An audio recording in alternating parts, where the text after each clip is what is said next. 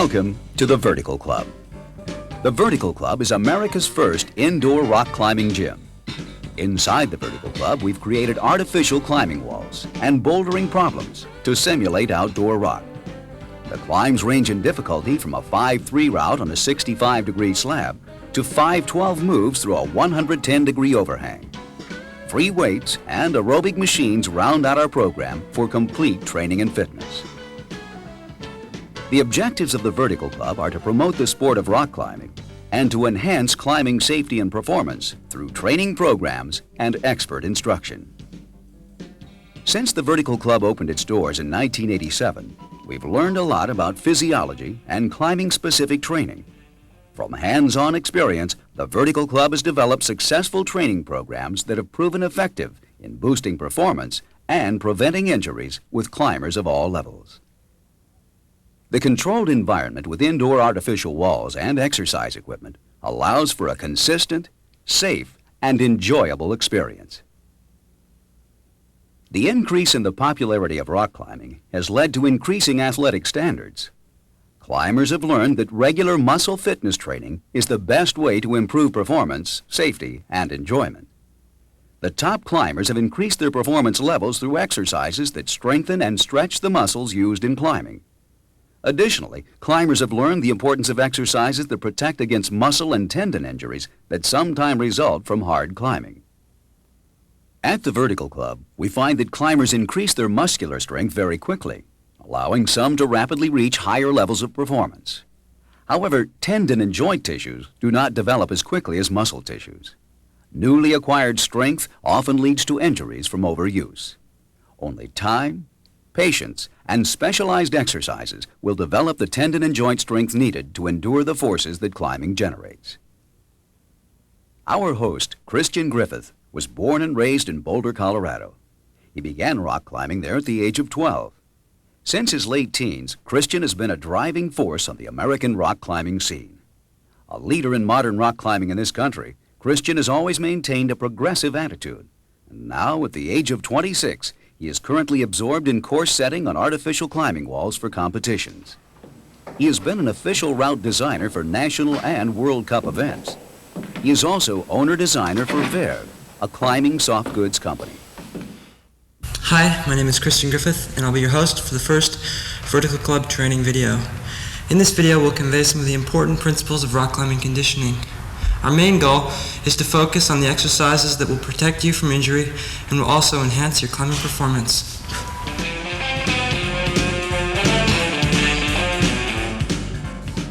Your training sessions should definitely begin with a warm-up phase. This should include both low-load exercises and stretching.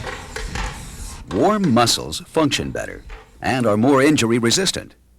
Warming up augments the neural control of muscles, and this helps you climb more efficiently and with greater precision. Stretching alone does not constitute warming up because it does not elevate the temperature of the body. Increased body temperature enhances muscular performance and injury resistance. Use a stair machine or perform some other aerobic exercise for about 5 to 10 minutes to increase body temperature. Also, bouldering for a few minutes on a wall that has large holes is an excellent way to warm up climbing muscles prior to stretching.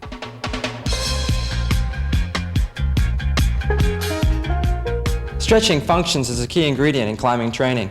It serves as an important warm-up, and proper stretching improves your range of motion. Stretching enhances your flexibility, and flexibility permits the optimal positioning of one's center of gravity during climbing movements. It also enhances high stepping and stemming. The approach recommended is called static stretching because it is safe, effective, and entails only moderate discomfort. The notion is to move gently into a stretch until you reach a point that is mildly uncomfortable. For best results, hold this position for at least 30 seconds. Each stretch in the warm-up routine should be performed at least 3 times. For best results, perform your stretches 5 to 8 times per workout. I prefer to do the bulk of my warm-up stretches as a series of combined lengthening movements. The first combination of stretches focuses on the flexibility necessary for high-step movement.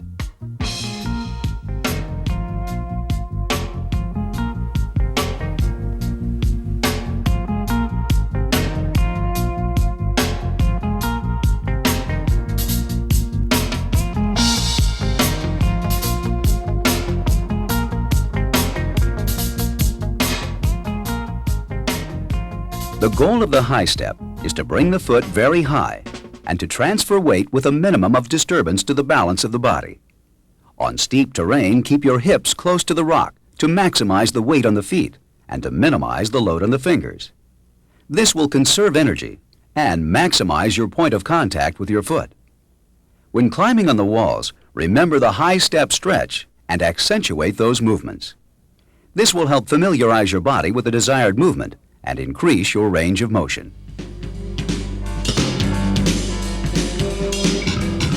Rest can often be found in seemingly impossible situations by simply accentuating the high step. Put your foot on a good hold and drop your other leg underneath and try and sit on your foot as much as possible.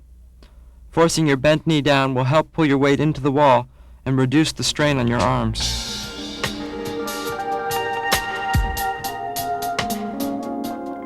The second combination of stretches focuses on the flexibility necessary for stemming.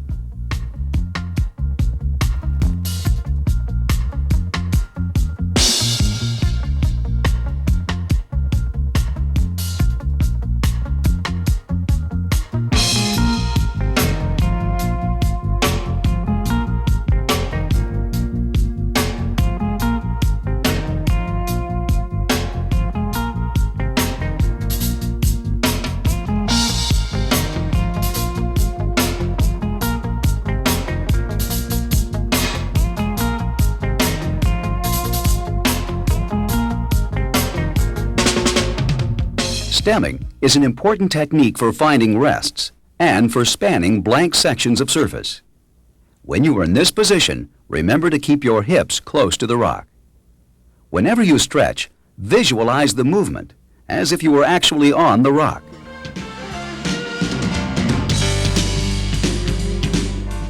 Effective stemming normally involves specific hip adjustment. Differences in the distance between holds and even the length of climbers' legs can be accounted for by rolling the hips to a particular side. The technique of back footing provides a rest and can help with difficult reaches.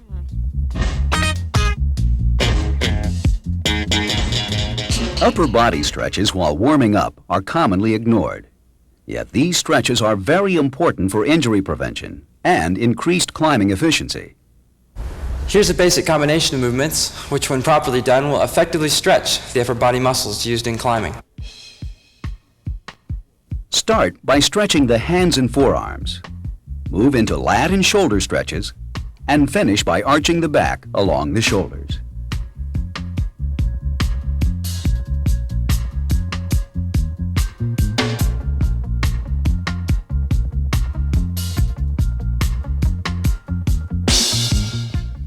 Certain climbing and training maneuvers put tremendous forces on the structures in the shoulder joints.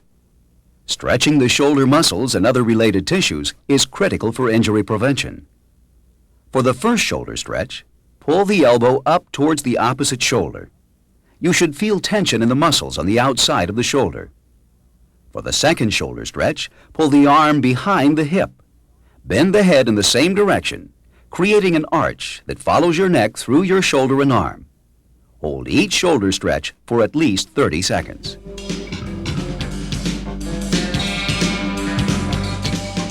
To stretch and exercise the tendons and ligaments in the fingers, and to help prevent injuries, do this simple exercise. Cup one hand over the other hand, curl and then uncurl the inner hand, creating a resistance against the other hand.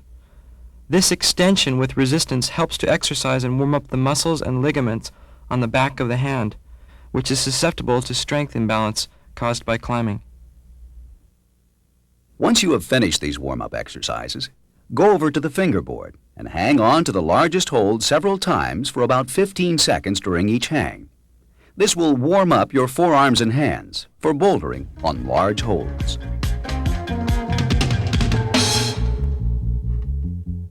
The next phase of your warm-up routine is bouldering on large handholds. In order not to injure your fingers, it is important that you understand the difference between the cling grip and the open grip. The cling grip hyperextends the tips of the fingers like this. You want to avoid this type of grip when bouldering and training. You should always use the open grip. It is very easy to develop chronic injuries of the fingers, especially in the joints. Do a number of easy problems, or do laps on a wall with large holds for a few minutes. Concentrate on tuning your body to the vertical mode of movement. Challenge your range of motion and hesitate on movements that accentuate the stretches we've just covered. Allow your forearms and hands a chance to feel warm as the blood flow concentrates in that area.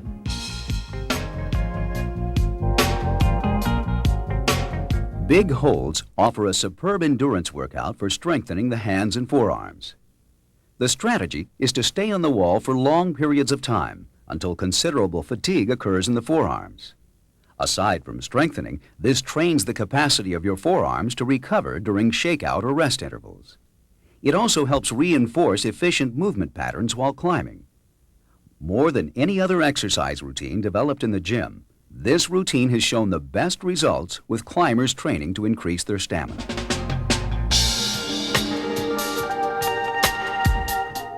This overhang wall has cutout holds and very large hand holds, which make it excellent for developing strong, exhaustion-resistant pulling and gripping muscles. On such a wall, try to move smoothly to avoid strain on elbows and shoulders. Sudden loading due to jerky exertions, slipping, or missed moves is an invitation to shoulder and elbow injuries. There are a variety of movements and exercises to be used on such a wall. You can do pull-ins, which strengthen the lats and upper back, and pull-up type movements that develop arm and shoulder muscles. You can also practice holding difficult static positions. This endurance routine strengthens muscles used for the pulling and pushing movements that are specific to climbing. Wall workouts on the large handhold wall and the overhang should not be done more than 3 times per week. Over the course of weeks, lengthen each routine on the wall by 30 seconds or 1 minute until you can stay on the wall for 10 to 15 minutes. At first, simply stay on the wall as long as your arms can take it.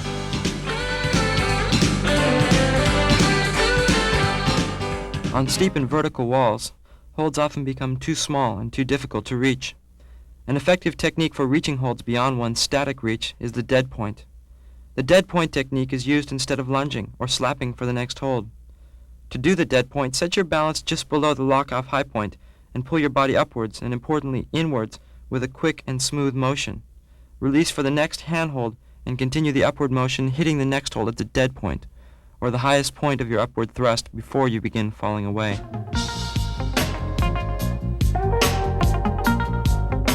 Now for a workout on the fingerboard. The fingerboard is a very effective way to improve contact strength as well as endurance. However, the fingerboard is an easy way to develop injuries from overzealous and excessively frequent sessions. Try to stick to these simple guidelines. First, hang with the elbow and shoulder joints slightly flexed. This diverts loading away from delicate joint structures. Second, do not use the cling grip, as mentioned before. Be sure to use the open grip. Third, do not use the fingerboard on consecutive days, and do not use it more than 2 or 3 times a week. There are several ways to use fingerboards, and several specific routines that are designed by the manufacturers of such boards. One example is to do a 15-minute routine with 7 sets of hangs and 8 sets of pulls. Intermix pulls and hangs in a variety of different holds. Use a watch to be sure you begin each set on the start of each minute.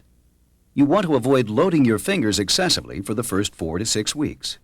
Use the larger holds at first. Another benefit of fingerboard sequence-type workouts is that they increase your capacity for recovery during rest periods while climbing.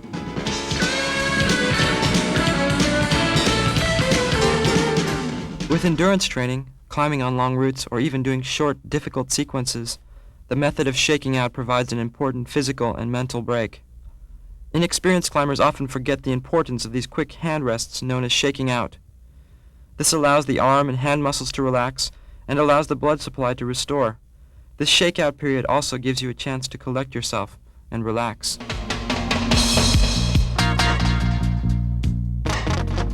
Before we begin the strength training exercises, let's define some important terms: load, set, repetition, and repetition maximum. Load refers to the weight lifted or resistance employed for an exercise. The most common way to determine your proper load is through trial and error, beginning with a light load. The term set refers to a number of repetitions done in succession before a rest is taken. A repetition, or rep, is one execution of an exercise. The term repetition maximum refers to the number of reps that you are capable of doing during a set with maximum effort. For example, if you do 12 consecutive reps of curls with 50 pounds and are unable to do a 13th rep, then 50 pounds is your 12 repetition maximum.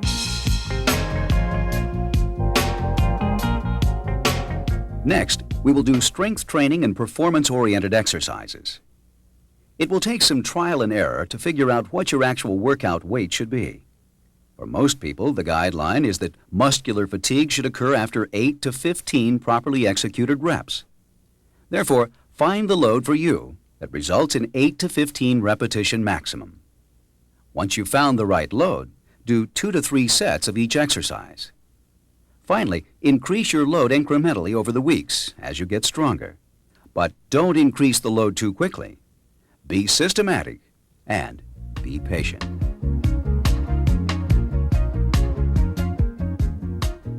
We'll start with the pull-up exercise and the lat pull. The pull-up plays a very important role in rock climbing training. It is an efficient way to condition your large pulling muscles.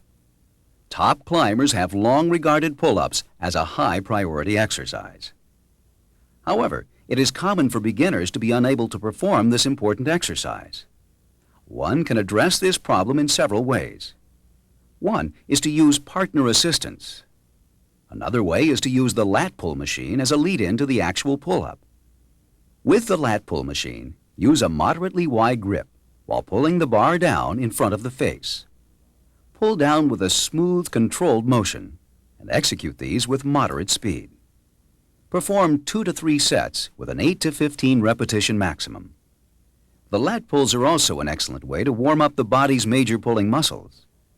To integrate this into the warm-up phase, do 1 or 2 sets of around 10 reps with a light to moderate load. The dip exercise strengthens the chest, shoulders, and triceps. Support your body weight on extended arms and lower your body until your upper arms are parallel with the floor. If you feel strong enough, let yourself go a bit lower.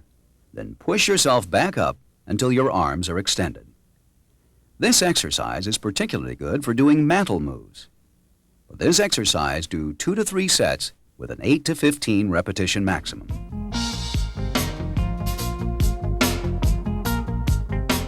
If you find the dips difficult to do, the bench dip is a good introduction to the regular dip. This does not require as much upper body strength as the regular dip. With your heels resting on a support, lower your hips until your upper arms are parallel with the floor. Then push your body upwards until your arms are fully extended. This exercise uses the same muscle groups as the regular dip, but you are only pressing part of your body weight. Once you have improved your strength, then you can move up to the regular dip.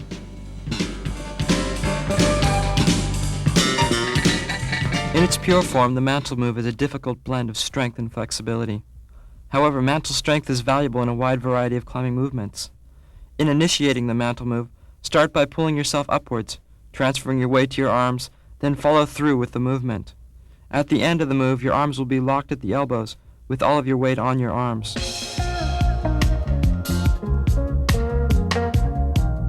The bent-over row strengthens the upper back and elbow flexors.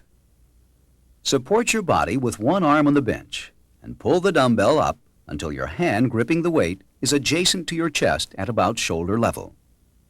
Be sure to not rotate your torso during the lift, and be sure to keep your lower back straight or slightly arched. This exercise strengthens the muscle group you use for pulling into the rock when climbing. Do 2 to 3 sets with an 8 to 15 repetition maximum.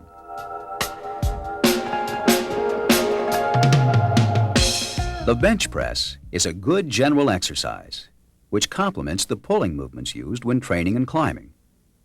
When doing the bench press, be sure you have a spotter or assistance to take the weight in case you cannot handle the load. Begin by lowering the bar to the chest and then push it back overhead. Never arch your back or bounce the bar off the chest. Be very smooth with your movements. This workout should include 2 to 3 sets with an 8 to 15 repetition maximum. You can also integrate the bench press into your warm-up routine by doing 1 to 2 sets with a light to moderate load. Certain climbing and training activities produce tremendous forces in the shoulder joint. These forces can injure shoulder joint-related structures. Sometimes, a climber will develop great strength in the muscles responsible for pulling, but won't have developed sufficient strength in smaller muscles that balance the forces generated by the larger pulling muscles. This sets the stage for injuries to the joint capsules, the rotator cuff muscles, and other structures. The internal and external rotations are considered by many climbers and therapists among the most important exercises in preventing shoulder injury. The external and internal shoulder rotation exercises strengthen specific delicate muscles that help balance the forces generated by large pulling muscles. Do 2 to 3 sets with an 8 to 15 repetition maximum. It is imperative that this exercise be done very smoothly. You should always avoid straining. Remember that you are exercising small muscle groups. Start out with a 2.5-pound weight. You will be surprised how quickly your muscles will be fatigued. This is one of the most important exercises for preventing shoulder injuries. With the internal rotation, you may be able to use a little heavier weight. The muscle group being exercised in this case is a bit stronger than those exercised by the external shoulder rotation. The same principles apply here as with the external rotations.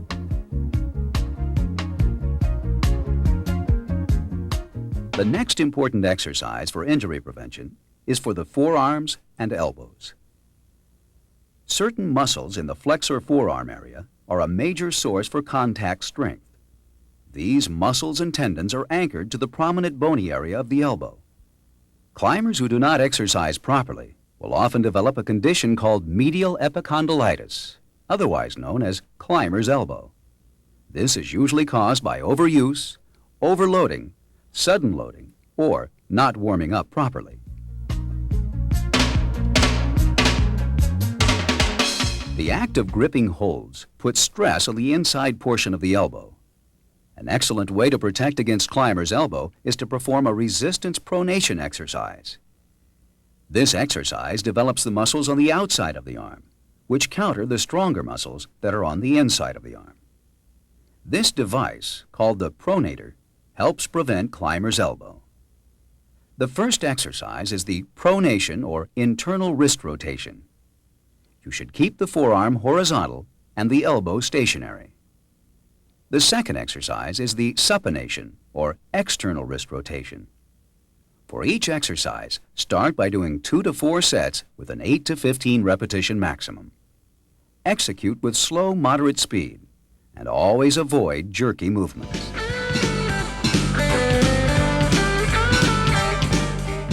A major component of the hand which is often forgotten and rarely used to its fullest extent is the thumb. This variation is an effective use of the thumb that does not strain the fingers. While having less range and initially feeling less positive when gripping, using the thumb under the fingers can conserve energy in the hands.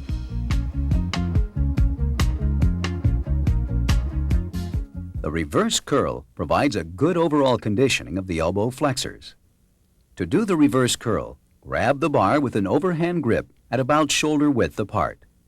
Start with straight arms, then raise the bar to shoulder level, using only the elbow flexion.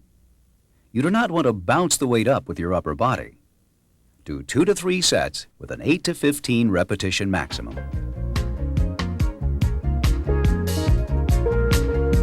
Contact strength is influenced by many factors.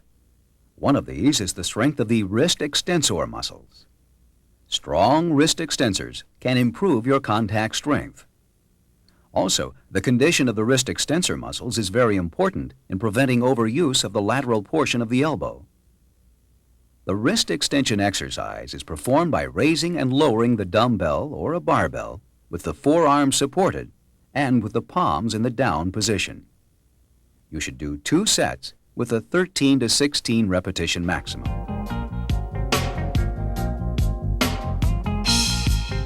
The crunch sit-ups are good for strengthening the abdominal muscles.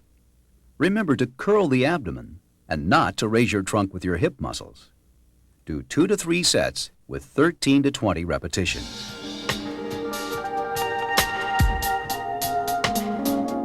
Squats strengthen the leg muscles responsible for hip and knee joint motion. If you are unsure of how much weight you can handle, start by using the bar without any weights. Position the bar just below the prominent bump on the back of the neck. Descend until your thighs are parallel with the floor and return to the standing position. It is very important to maintain a slight curve in the lower back. To start with, do 8 to 15 reps with 50% of your maximum load. Add another set later on when you feel strong enough. Squats are also an excellent way to warm up the hip and knee joint motion. To integrate squats into your warm-up routine, do about 15 reps with a very light load. Using your feet properly is important for efficient and precise climbing. When making your next move, move your foot to the next foothold. Before moving your body, transfer your weight onto that foot. Transfer your body over the weighted foot, then make the move. Be sure to commit your weight to the foot before committing to the move. This will allow you to make each move with strength and confidence.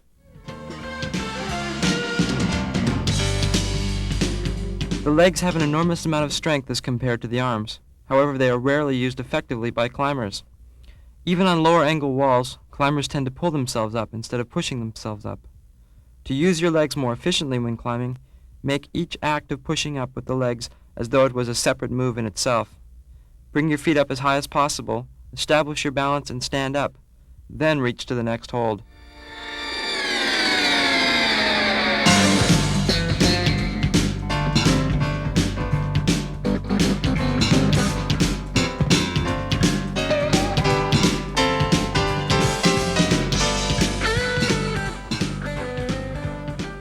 What we've shown you is a basic exercise program designed in a rock climbing gym that will help you climb with confidence and without injury. In starting your program, do the exercises demonstrated in this video 3 days per week, or perhaps every other day. In the initial stage, your program will take about 45 minutes. For variation, you can also organize your workout routine into circuit routines. A circuit routine is when you perform one set of each exercise until you have completed all exercises. Then repeat the exercises 2 to 3 times. Your rest interval should be about 30 to 60 seconds between each exercise. Then rest a few minutes between circuits. Once you have established a comfortable program and routine, stay with it for a few weeks before adding additional loads and weights. It will take a while to gain knowledge and familiarity with weight training. With each stage of your training program, add just a few more pounds of weight, a few more minutes on the walls, and a little more load on the fingerboards. Each level of your program should last at least 3 to 4 weeks before adding loads. Exercising for rock climbing in an indoor gym like the Vertical Club is a good way to stay in shape, whether you climb on real rock or not. So if you follow these basic principles, you will find that staying in shape for rock climbing is rather simple. So until later, go find a rock gym and have fun.